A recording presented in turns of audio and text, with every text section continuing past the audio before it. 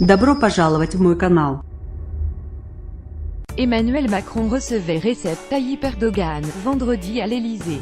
Ludovic Marinap vidéo. La dérive autoritaire du régime turc ne permet pas d'avancer dans le processus d'adhésion d'Ankara à l'Union européenne.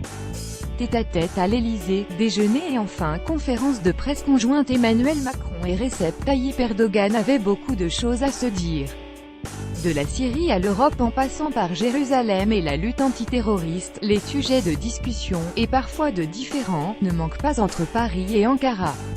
Attaqué sur sa gauche par les organisations de défense des droits de l'homme, Macron a défendu le déplacement de celui que ses détracteurs qualifient de « nouveau sultan » au nom d'un « dialogue exigeant » afin de maintenir le fil du dialogue, sans cacher les divergences entre la France et la Turquie.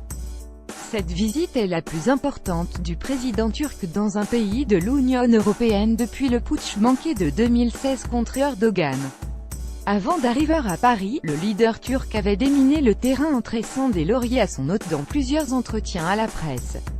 L'approche pragmatique de Macron plaît à Ankara, qui dénonçait le tropisme pro-arménien de son prédécesseur, François Hollande.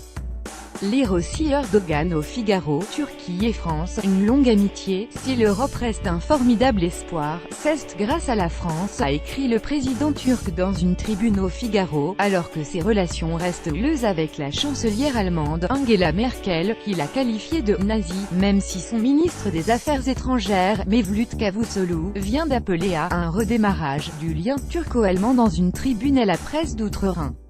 J'espère que la France continuera d'apporter tout son soutien à notre processus d'adhésion, ajoute, de son côté, Erdogan. Le fait que Macron plaide pour une laïcité qui ne soit pas stricte plaît également à l'islamiste Erdogan, analyse un expert du lien franco-turc.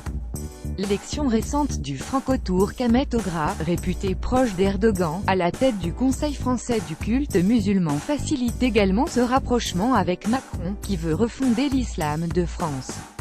Les évolutions récentes de la Turquie ne permettent aucune avancée dans le processus d'adhésion à l'Union européenne. Emmanuel Macron isolé en Europe, Ankara voit en Macron la clé pour lui permettre de relancer des négociations gelées sur l'adhésion de son pays à l'UE, laquelle a des attentes auxquelles Ankara ne répond pas. À commencer par le respect des droits de l'homme, ces derniers se sont sérieusement dégradés depuis le coup d'État manqué contre Erdogan. Au motif qu'elles étaient proches de la confrérie islamiste de Fethullah Gülen, accusée d'avoir fomenté le putsch raté, ou des rebelles kurdes, les autres grands ennemis de la Turquie. Plus de 140 000 personnes ont été limogées ou suspendues et plus de 55 000 ont été arrêtées, dont des universitaires, des journalistes et des militants pro-kurdes. Ces évolutions récentes de la Turquie ne permettent aucune avancée dans le processus d'adhésion à l'Union européenne, a affirmé Emmanuel Macron lors de la conférence de presse, quitte à décevoir Erdogan. Il faut dialoguer et ne pas ostraciser Erdogan, même si, sur le fond, ce dernier n'écoutera rien de ce que pourra lui dire Macron. Un diplomate à son hôte, Macron a présenté plusieurs cas précis de victimes de la répression.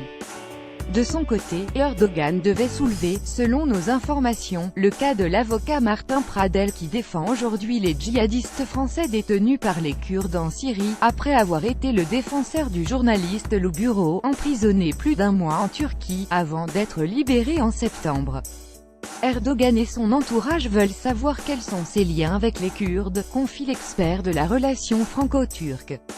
Au grief français sur les atteintes à la liberté de la presse, l'entourage du président turc avait vertement répondu en regrettant le manque d'informations dont dispose Macron, auquel Erdogan devait présenter, dans le détail et de manière documentée, la situation judiciaire des cas incriminés.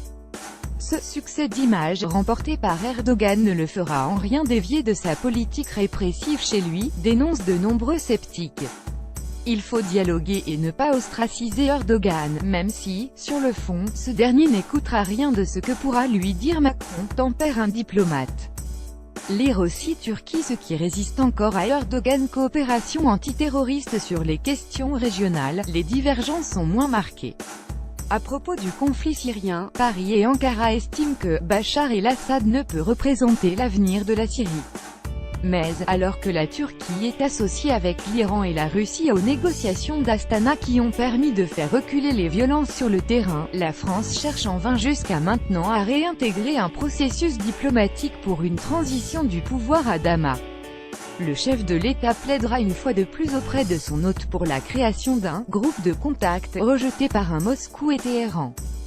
Sur deux dossiers liés à la crise syrienne, Macron entend renforcer la coopération avec Ankara, le terrorisme djihadiste et la crise migratoire.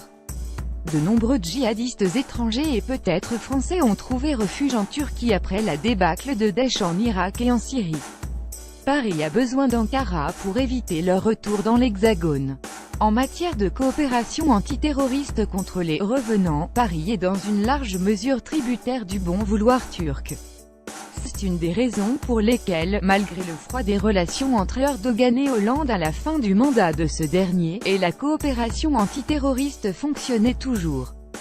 Cette coopération est exemplaire, a d'ailleurs reconnu Macron devant Erdogan.